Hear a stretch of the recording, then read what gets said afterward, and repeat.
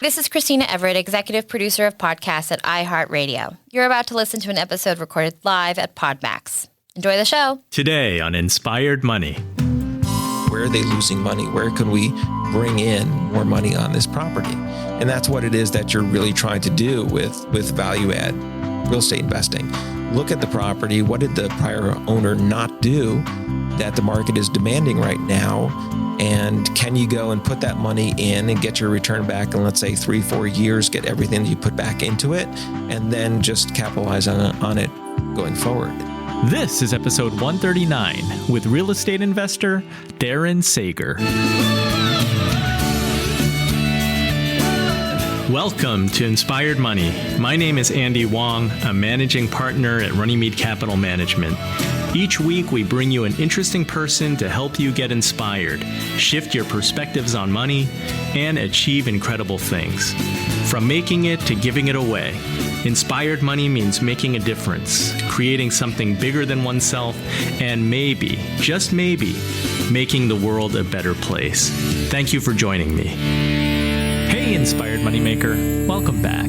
If this is your first time joining us, welcome. Today's episode is the last of 5 recordings done in person at PodMax, an event in Trenton, New Jersey on February 28th. Now, I don't know about you. It's been about 6 weeks working at home for me during this Corona stay at home, and it feels like ages ago when I sat across the table from someone for an interview. Well, I hope that you're doing well wherever you are. I hope you're safe and healthy. We're going to talk with Darren Sager, a real estate investor since 1998. He's been a licensed agent since 2008 and focuses on working with real estate investors to purchase, buy, and hold multifamily, along with investors who flip homes. In this episode, you'll learn taking risks and finding an unlikely mentor. We'll hear about duplex investing and ways to add value to a property. And since Darren is in New Jersey, an expensive market, dispelling the 1% rule of real estate investing. Now let's get inspired with Darren Sager.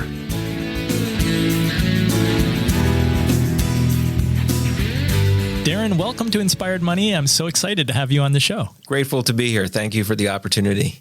Let's jump right in. What's your earliest childhood memory of money? I was probably, it was me being a carrier for the Bergen Record, if you remember that newspaper in New Jersey. And I remember the first time that I made through my paper route $100. So and like literally taking $100, throwing it up into the air and seeing $100 moving around in the air. So that'd probably be the earliest that I can think back now that it pops into my head. As a kid, that was big time. $100. Oh, it's huge. Absolutely. $100. Triple Back digits. In the early 70s, it's a lot of money. I guess it'd be like $1,000 today. Yep. Cash was king. You're known as a real estate investing guy. When you went to school, what did you study? Because I'm assuming that you didn't know that you were going to go into real estate. No, I didn't. At that point. No. I graduated from Boston College, got a degree in accounting and marketing. I chose those two primarily because I knew that I didn't want to work for someone my entire life. So I kind of saw it was important for me to understand accounting for internal operation and marketing for external, combine the two, I could be a good entrepreneur. So Deloitte wound up recruiting me out of Boston College. And when you get there, they basically give you a choice of different practice groups to work with.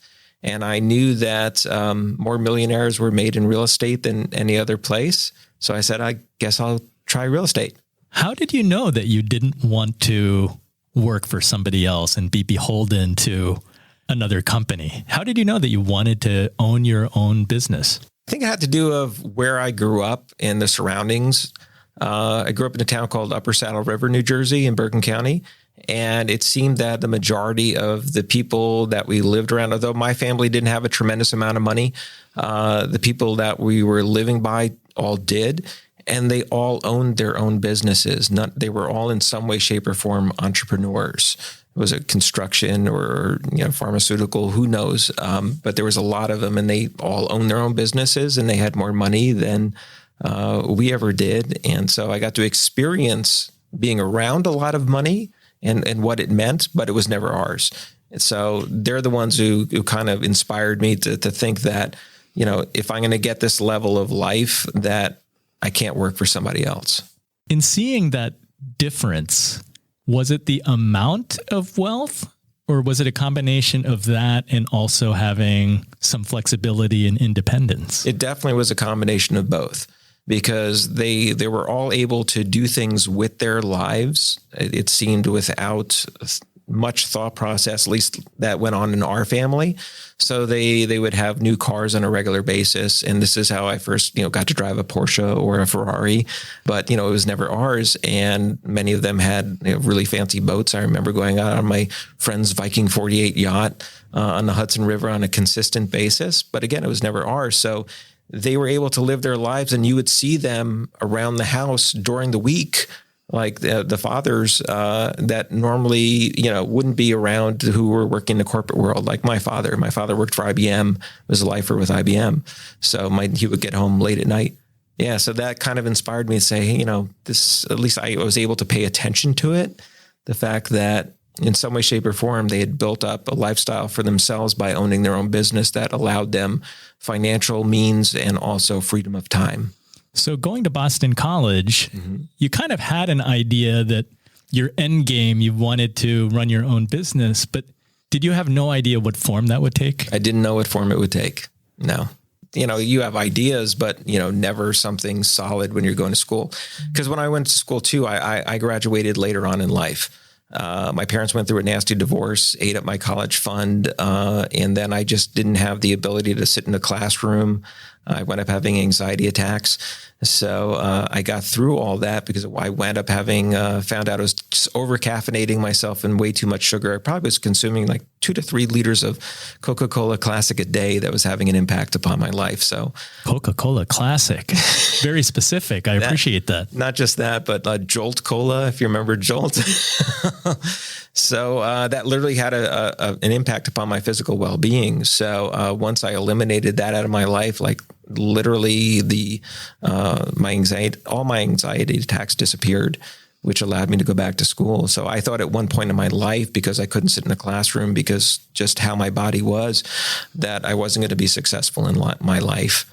And luckily that all turned around. How old were you when you were having those anxiety attacks? What grade? 18 years old. Is that senior year? Yeah. Yeah. So beyond in freshman year of college. So I first went off to school. I went to Northeastern University in Boston, was there for 1 semester and had to leave, came back, went to Ramapo College up in Bergen County, and eventually failed out because I couldn't sit in a classroom. So they put me on academic probation. I went out and worked. And then, later on discovered that it was, my addiction to sugar and caffeine that was causing all my issues. So then that allowed me to then go back to school, and I started completely over from scratch. So I went to Bergen Community College, literally started over day one, eventually graduated from there, Honor Society, president of the student body, and was the first student who was ever accepted into Boston College on his transfer. Wow. You were like a different person off of caffeine. Although I'm drinking a little bit of coffee here today. So yeah, now I know completely how to caffeinate myself. I stopped drinking at like 2 p.m. and that's the last I'll cut off, but I limit myself just to 1 cup of coffee a day. When you first dropped out of school, what kind of job were you working, and how worried Retail. were you about your future? I was very worried. So I was working at Nobody Beats the Whiz. Do you remember that store?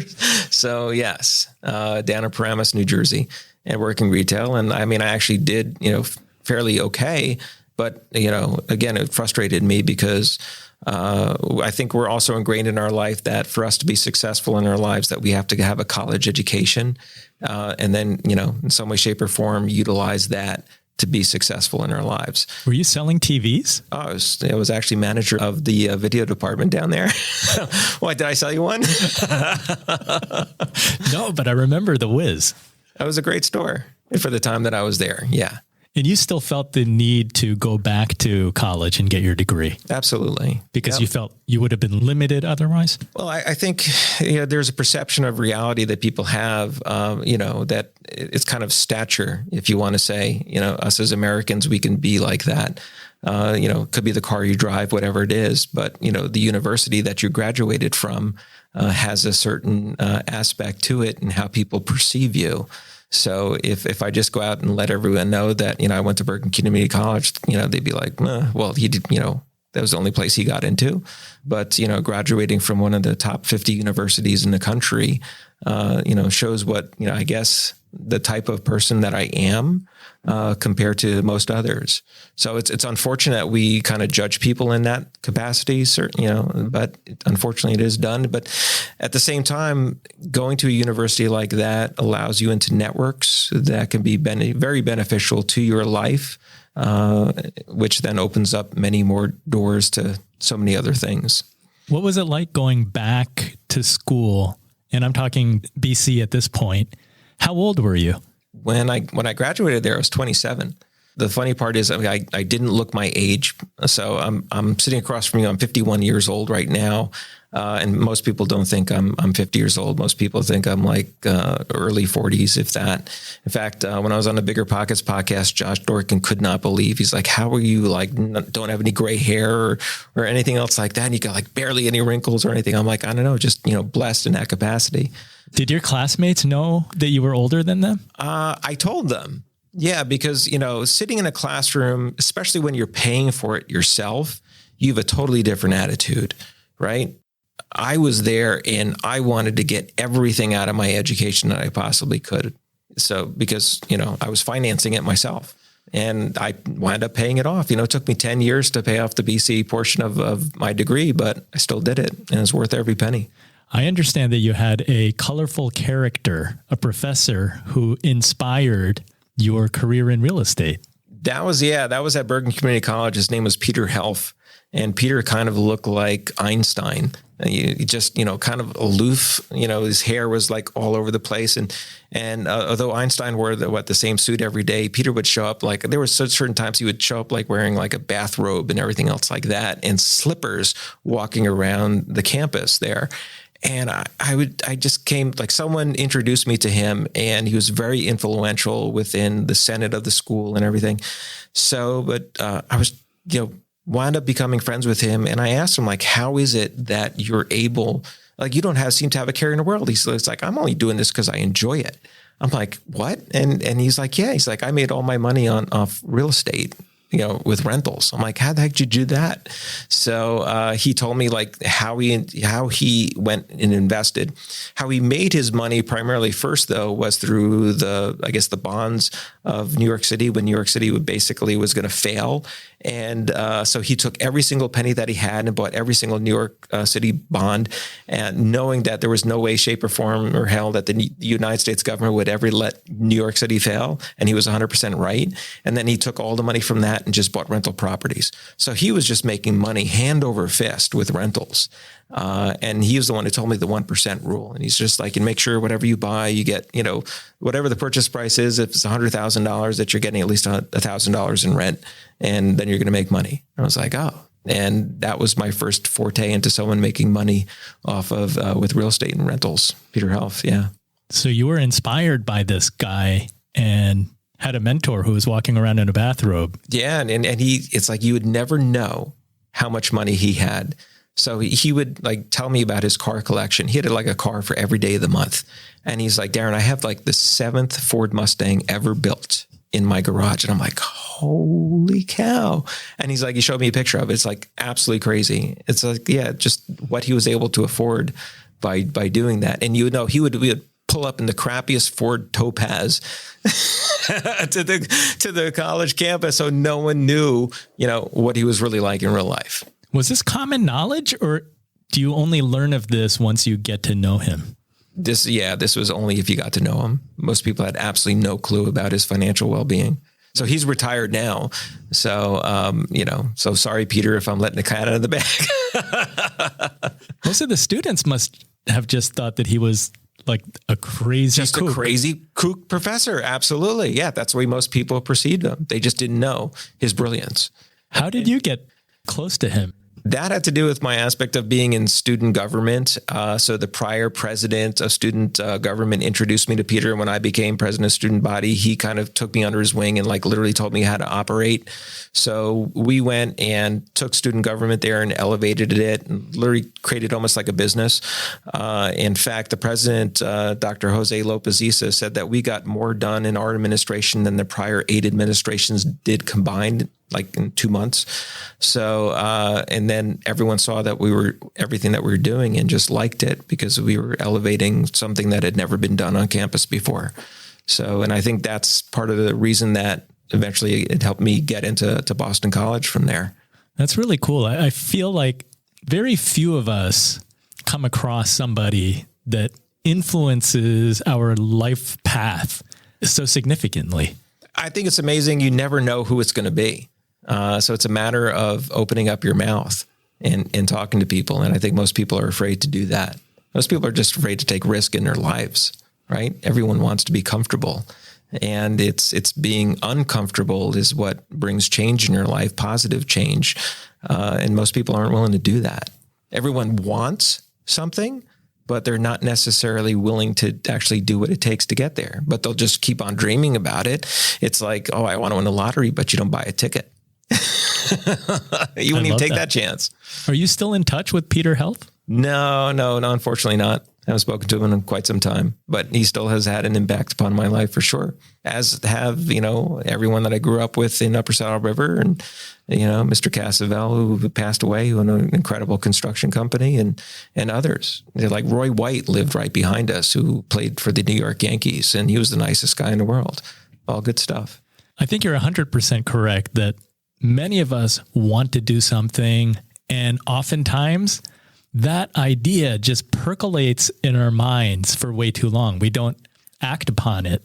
So take us to your first property purchase. What was that like? It wasn't easy.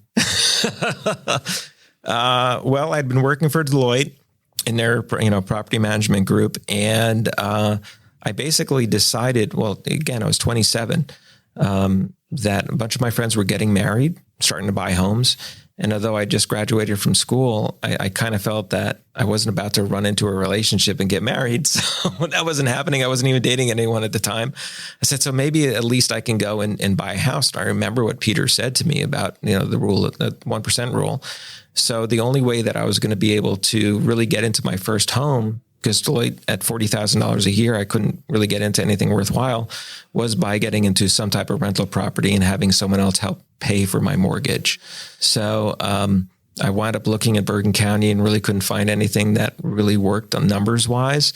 And then my friend Ken, who on the very first day of Midtown Direct Service on the Morrison Essex line back in 97, calls me up on the phone. I'll never forget it, right? And he calls me, the antiquated cell phones, your old Nokias. And he left a voicemail for me because I couldn't pick up. And he goes, Darren, I'm on a train. He's like, I just took this train out of New York City and I'm sitting at this stop and you hear him like shuffling all around, the train and everything, because he's trying to see where the heck is he? What station? He's like, Maplewood. And he goes, it only took me about a half hour to get here. I know you're looking for a place. He goes, it was like the easiest commute. He's like, you got to come down and check out this town. And I was like, okay. After I got the message, I did it. So I was working with a realtor in Bergen County. Could you help me find an agent down, Maplewood? She referred me to an agent. Obviously she got a referral commission on that. And the agent went, and this is, again, 97. At that point, the real estate market was going sideways. It was right after a crash. And I literally had a pick of homes to choose from, like by the train station. But I couldn't afford to, at $40,000 a year, buy, the house on my own.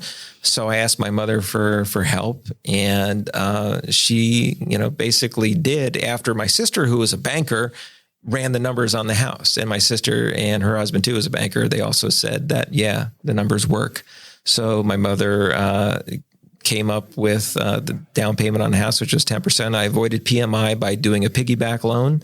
I came up with the closing costs and almost, had very little into the house and obviously, paid my mother back eventually. But that's how I got into my first house. It was a 4.5 minute walk to the Maplewood train station. And then just recently, 2 homes on either side of the house just sold for about $1 million. One sold for $1,999,999. The other one sold for $950, and it needed, $100,000 worth of work. I heard you're a buy and hold guy. Yes. Love buy and holds. So the idea is just to buy them and you accumulate, you just keep them. Well, I mean, the idea of buy and hold investing is the fact of, and why so many people have become millionaires through real estate. It really has to do with leverage, right? So you can leverage someone else's money and then you can leverage someone else's property, and then you can leverage a third party to actually pay off the loan on the money that you're borrowing. And that's where things really, really get interesting, because when we're borrowing money for our primary mortgage, we're the ones who have to come up with the money every single month. And that's why most people struggle in their lives, because they're literally working towards that mortgage payment every single month. Now, a lot of people can't save. So it's kind of a forced savings plan. And in that aspect, it could be good. But a lot of people are just, limiting their lives by initially going into a first home versus going into small multi to start off with. So I eventually got to the point where I was living for free, on that one side of the house, and saying, well, now I can go and get another one. One side of the house is paying for everything. It's paying for the mortgage, the taxes, the insurance, the upkeep. I could, rent this one for at least what I'm getting next door. Even though the prices of homes have gone up, I could utilize the rent from this side to pay for another house and rent out the other side of that one and live there for free too. Why wouldn't I do that?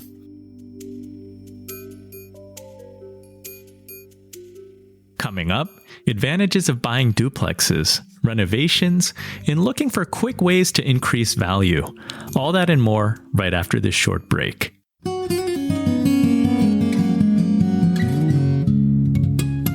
The show notes for this episode can be found at inspiredmoney.fm/139.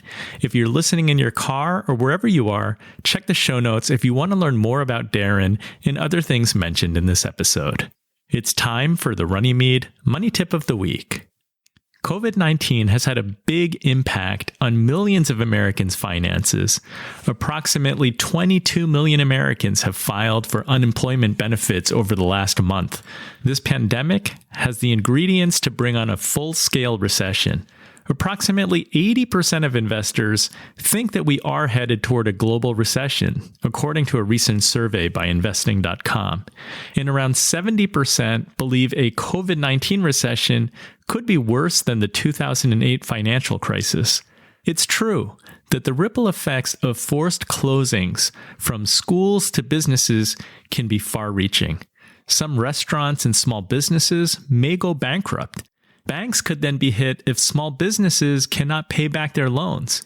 Even states and municipalities are expecting less tax revenue and are already bracing for not being able to balance budgets.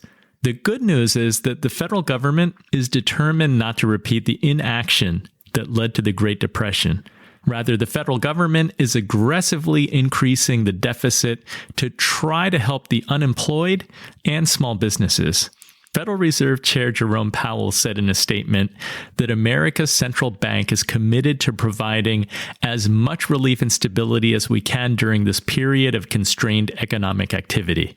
The Federal Reserve announced it will pump an additional $2.3 trillion of stimulus into the U.S. economy, committing hundreds of billions of dollars in loans to mid-sized businesses and the purchase of short-term notes directly from states and large counties. The big question, I think, is how quickly will the economy recover once stores reopen and people go back out? Your guess is as good as mine. Looking at Asia and Europe for clues, I think that it's going to take a little time. Here in the US, at this moment, it's not even clear if some governors talking about reopening is premature. Odds are that restaurants will reopen, but maintain social distancing practices, probably with fewer tables than previously. Professional sports and travel are likely to come back later and possibly slower. When it comes to your money, you need to do what fits your circumstances. In volatile times, there will be buying opportunities. If you don't want to time the market, just buy a little at a time so that you can average your buys over a longer time period. With a 401k retirement plan, you often do this by design. Every pay period, your contribution comes out of your paycheck and is automatically invested into your retirement plan.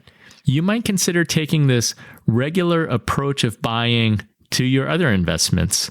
If you don't have enough to invest right now, it's a great time to revamp your budget, slash unnecessary costs, and look at recurring bills and see if you can reduce them. Reducing recurring expenses means that you're saving a little more every month, and that can build up over time. Remember that just taking small steps to improve your financial situation today will help you build lifelong skills and invest in a brighter future. That's the Runnymede Money Tip of the Week.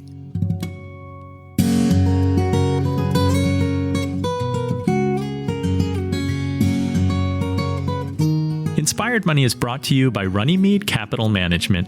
We help you to plan, invest, and worry less. I'd love to hear how you're doing.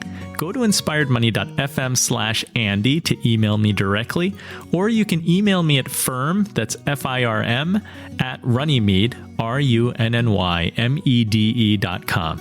Tell me where you are you working, and what's your thinking about when to reopen the economy. I'd love to hear from you. You're listening to Inspired Money. I'm Andy Wong. So you're a young guy with your own house. It sounds like location was important because Location's everything. The fact that you were near the train station is critical. And not only that, it's a short train ride into Manhattan. So That's got to be in demand. Absolutely. The other part of it is having a multifamily. It sounds like you like duplexes because then you've got 2 units there. In this case, you could live in one side and you could rent the other? Yeah, so I primarily stuck with duplexes for a reason. In New Jersey, when you go into 3 units and above, you have to go through state inspection every 5 years. There's an additional cost to that, and it can be a real pain in the ass inspection. So I just decided that I didn't want to, go through that. And you tend to find more towns with rent controls on 3 units and above. So with more of the duplexes, you can kind of skirt underneath the radar because they kind of see it as more mom and pop investing versus, larger institutional multifamily investing. So that's why. But, we do have 3s, and we have like now units in Phoenix with hundreds of units. So it's become a different game over time for sure. Less regulation is definitely a plus. Did you have to do a lot of work on that house, or was it in good condition? Oh, I had to do a lot of work on that house. Yeah, basically now at this point, pretty much everything's been redone. New plumbing, all new electrical, all new kitchens. In fact, one of the units, we just redid the kitchen again. So, and I did that by choice. I mean, the house is paid in full. At this point, my tenants have paid for it, which is great. And now I can reinvest in it and just, and always get premium rent on it, which is a nice thing. I've heard you talk about bulletproofing your house. Oh, tenant proofing. Yes. Talk about that as a frame of mind or as a mindset. I think most real estate investors, they're always looking for the lowest cost option on doing something. So when they replace something in the home, they will try to find the cheapest sink, the cheapest toilet. They'll go down to Home Depot and get a Glacier Bay for like $69. But, those toilets seem to, clog more often and cause more issues over time. So my thought process and everything that I was doing was, how can I build and how can I use materials that will actually outlast and have less maintenance over time? Because that costs you money. So I'd rather invest a little bit more in better quality materials, because at the end of the day, your cost to install them is generally the same, or maybe just a little bit more. But they'll just save you, repair wise down the road much more than what they cost you initially. So I will always try to find materials that will last longer. So if it's, tiles on floors, like we don't use ceramic tiles anymore. We try to find porcelain tiles because they're like almost as hard as diamonds. Little things like that. We've moved away from granite countertops into quartz because we don't have to worry about sealing them anymore. When it comes to the flooring that we're using, let's say on the vinyl planks, we have ones to make sure they have like ceramic coating, which is actually the best available versus other coatings from the past. So it's all about finding things that can withstand abuse. So Benjamin Moore came out with a phenomenal paint product called Scuff X, and it was actually built for like gymnasiums, for workout clubs, places like that, for you to like constantly have the wall be hit and not make a mark on it. So we've been using that in all the rentals, and the walls are just able to take more abuse, which is fantastic. So little things like that. Yeah. Does the paint cost more per gallon? Of course it does. But, does it stop you from then having to repaint something? Absolutely. And that cost is even greater because labor is, everything in the cost of painting. Well, it sounds like you've done fabulously well with that initial purchase, and then you've since continued to build your portfolio. Yeah, we've stuck by train stations. Our latest one is we've got a 2-family in South Orange now. We're redoing that one. We're literally gutting it. It'll have everything brand spanking new by the time that we're done. So all new plumbing, HVAC systems, all new electrical. Try to bulletproof the best that we possibly can. So that's taking place now. Yep. The gutting of the unit, literally, as we're sitting here right now, it's I think they're almost done gutting it. So this isn't just for somebody who is looking for property in 1997. No. You can still find properties in a primary market in New Jersey. Sure. Where the 1% rule applies. I would say that purchasing it and getting the 1% rule is almost an impossibility. And although Peter taught me the 1% rule back, in the mid 90s, my whole thought process as to the 1% rule, or some people in bigger pockets will talk about the 2% rule, I think you really need to throw it all out the window, because why those rules were put into place was the fact of the cost of goods and service based upon the cost of the home. So, and that is, let's say you have a $100,000 home and a $500,000 home. The cost of getting a plumber to the $100,000 home is the same as the $500,000 home. But if the plumber is going to charge, $100 for the visit, that's a much greater percentage, $100 on $100,000 than it is on $100 on $500,000. So does the 1% rule necessarily apply to the $500,000 house, especially because you're actually borrowing much more money at a lower interest rate too? And the answer is no. And this is why, like now, as you go up in price of the home, you can operate well under 1%, be very successful. I've got a friend, Russell Brazil, down in the Washington, D.C. area. He's like, yeah, we're at 0.6% all day long and making money at it. So although it's great to eventually get yourself up to that 1%, and you should always try to, will you find something initially in a primary market that can do that? Probably not. So when you're looking, are you using any gauge? Oh yeah. You're still trying to see what it is that it can become. That's the most important thing. And that's what Deloitte taught me, was value add real estate investing. When we were there and working on the purchase of the merchandise mart from the Kennedy family, they were literally going to me, what is it that the Kennedys didn't figure out on this property? Where are they losing money? Where can we bring in more money on this property? And that's what it is that you're really trying to do with value add real estate investing. Look at the property. What did the prior owner not do that the market is demanding right now? And can you go and put that money in and get your return back in, let's say, 3-4 years, get everything that you put back into it, and then just capitalize on it going forward? So I think it makes a lot of sense for you to add additional, investment into a property if you can get your turnaround time in, let's say, 4 years, everything that you put back additional into it, because then you should be at greater than a 20% return on your money if you're getting all that money back. And then from there, it's just exponential. With real estate, it seems like you do learn by doing. Absolutely. And experience counts, because the more you see, I'm sure that when you walk into a prospective investment property, you instantly start seeing things differently than you did in your very first purchase. Oh, absolutely. There's not a single place, a building that I walk into now that I'm not looking at things that most people aren't looking at. With your experienced eye, what do you start seeing? I basically I'm always focused on how something is actually constructed. That to me, it's like, how is the weight of the roof finding its way all the way down to the foundation and then to the ground, because then that allows me to understand what it is I can and cannot do easily. Can I remove a wall? Well, if I can't just walk into a home and figure that out rather quickly, then there's something wrong with me at this point. That's why the very first place that I go and look at when I'm looking at a home is the basement, because that tells me where all the weight is coming down. And then it allows me to understand, can I create an open concept easily, or am I going to have to put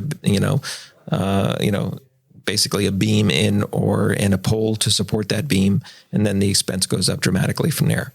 Yeah, so I'm always looking at it from a construction standpoint of what I can do versus the way it is now. So open concept definitely in demand now, and a quick way to add value. It is. And I think it's going to be like that for quite some time. I don't think that we're ever going to get back to a more compartmentalized view of having a home where you have all these small little rooms for specific purposes. So it's definitely changed. What else is there? Is there adding a bathroom, adding a bedroom? Like, what kind of things are you looking at?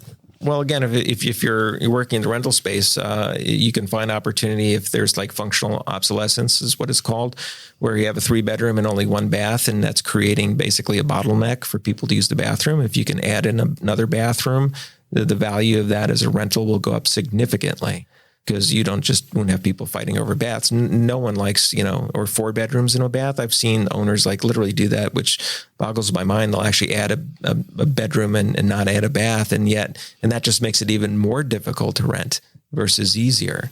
So you have an eye for how can you add value on quickly, yes, and at the least cost, yes, for you. Mm-hmm. Yep. Because it's all about your return on investment. At what point did you get your real estate license? I got my license after being an investor for more than a decade. I got my license because there was no realtor who really understood what it was that I was trying to do. Most real estate agents aren't investors themselves. They just have never taken the plunge outside of their own personal home. So they never put their money on the line that way. So I wanted access to the MLS. I wanted to be able to find the properties that interested me. So I got my license. And then it was a friend of mine who basically said, well, you should be working with other investors. I'm like, well, why would I do that? He goes, well, for the same reason you got your license. You think you're the only one, that has a problem, trying to find good properties.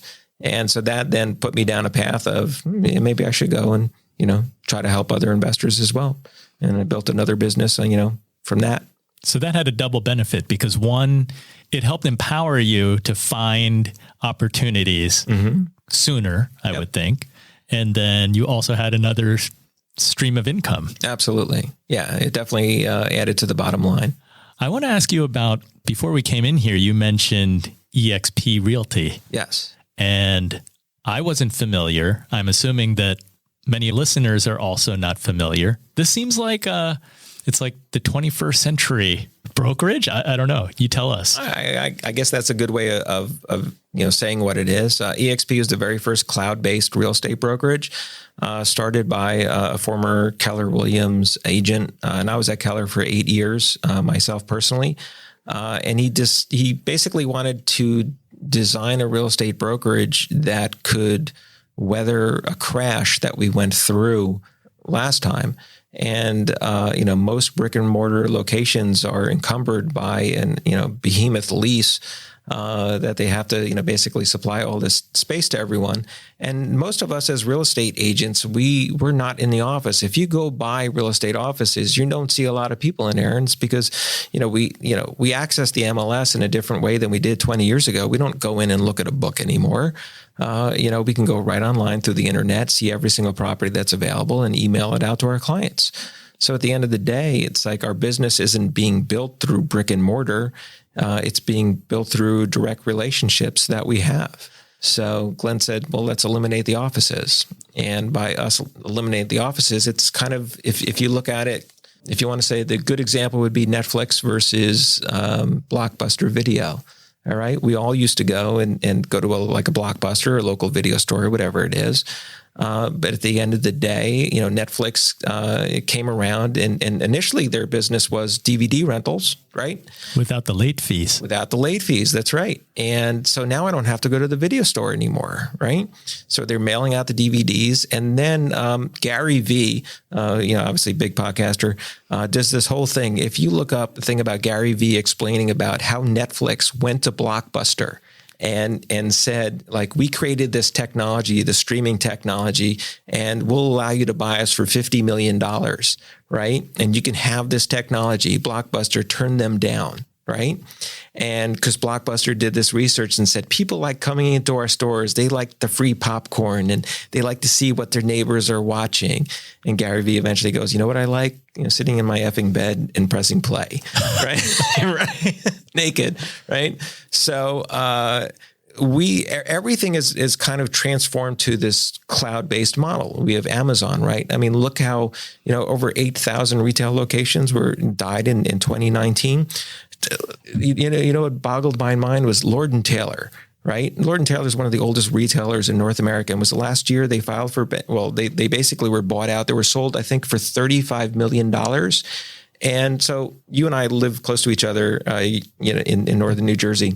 In the Morris Essex line, have you ever taken the train into New York City? I have many times. So Brick Church Station in East Orange. So you know where the ShopRite is that sits right there? Mm-hmm. So that plot of land was sold for $37 million a couple of years ago. That was sold for more money than Lord & Taylor, which is absolutely crazy.